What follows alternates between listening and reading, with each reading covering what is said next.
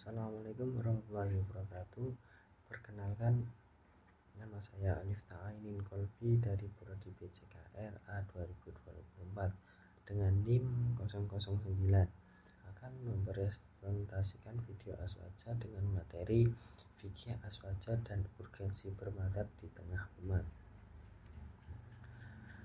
Apa itu fikih dalam tradisi aswaja? Fikih secara bahasa berarti paham, dan secara istilah fikih adalah ilmu yang mempelajari hukum-hukum syariat yang bersifat amaliyah atau yang disebut dengan praktis dari dalil-dalilnya yang terbentang terperinci. Dalam tradisi aswaja, fikih adalah buah dari Al-Quran, hadis Nabi, ijma dan qiyas.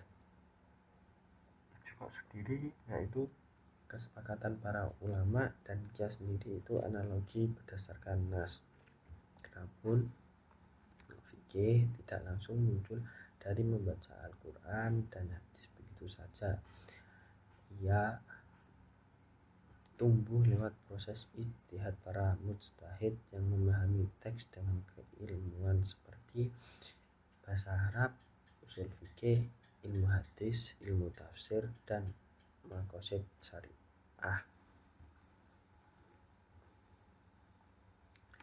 Jadi, fikih dalam aswaja adalah pemikiran para ulama mujtahid yang muktabar, bukan hasil dari tafsir pribadi yang baru belajar agama dan media sosial.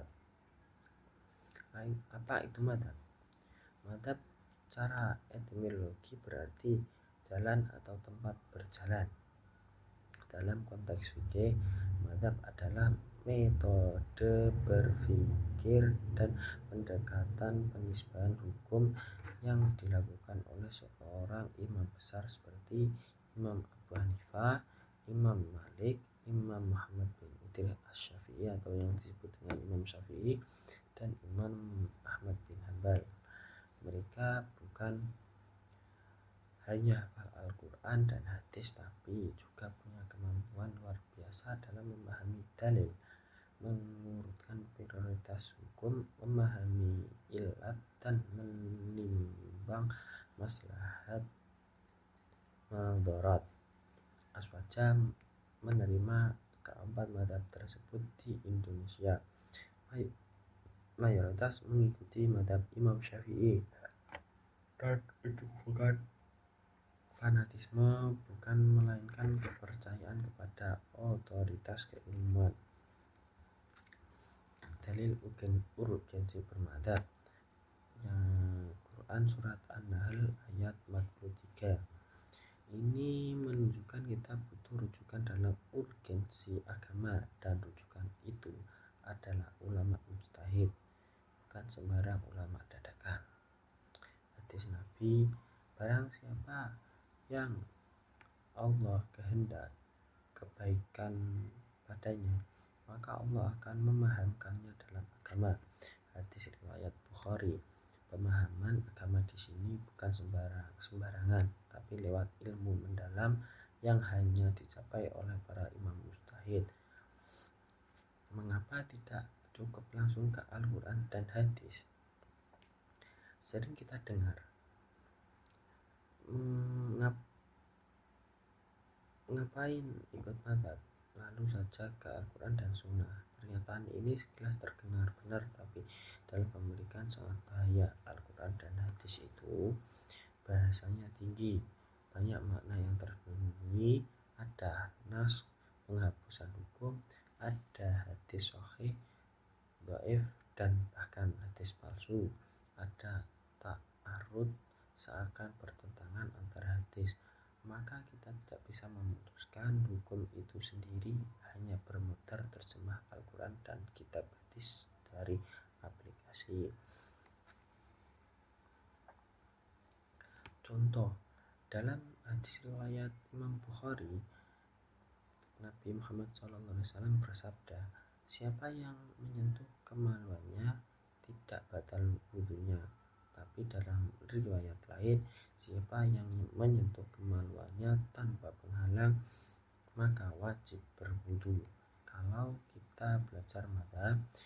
bisa bingung membuat hukum sendiri. Bahaya tidak bermadhab. 1. Mudah mengklaim benar sendiri, memecah umat dengan pendapat asing, membuka pintu taklid buta kepada tokoh baru, bukan ulama mustahid, menyalahkan amalan ulama sudah ada berabad-abad, menyulut perpecahan apalagi di tengah masyarakat awam. Contoh nyata, orang-orang yang menolak madhab akhirnya ikut tokoh-tokoh baru seperti dari Salafi Wahabi, yaitu bahkan yang lebih ekstrim. Keistimewaan fikih madhab Syafi'i. Ketika di Indonesia mayoritas bermadhab Syafi'i, apa itu istimewanya? Yaitu disusun secara tertib dan sistematis, mengutamakan dalil yang kuat, lalu mendahulukan maslahat umat, diterima luas oleh ulama Nusantara dari Wali Songo hingga ulama besar pesantren masa kini, menghormati perbedaan, tidak fanatik membabi buta. Ulama seperti Imam Nawawi, Imam Rafi'i, Imam Syuuti hingga Kiai Hasyim Asy'ari semuanya berpijak pada madhab Syafi'i. Madhab Imam Syafi'i, jalan tengah dalam bermadhab. Ahlussunnah wal Jamaah tidak fanatik bermadhab, tapi juga tidak bebas lepas dari madhab. Kita menjadi madhab sebagai jalan memahami syariat dan tetap menghargai ijtihad ulama lain. Sekian presentasi dari kami. Apabila ada salah kata mohon dimaafkan. Wabillahi taufiq wal hidayah. Wassalamualaikum warahmatullahi wabarakatuh.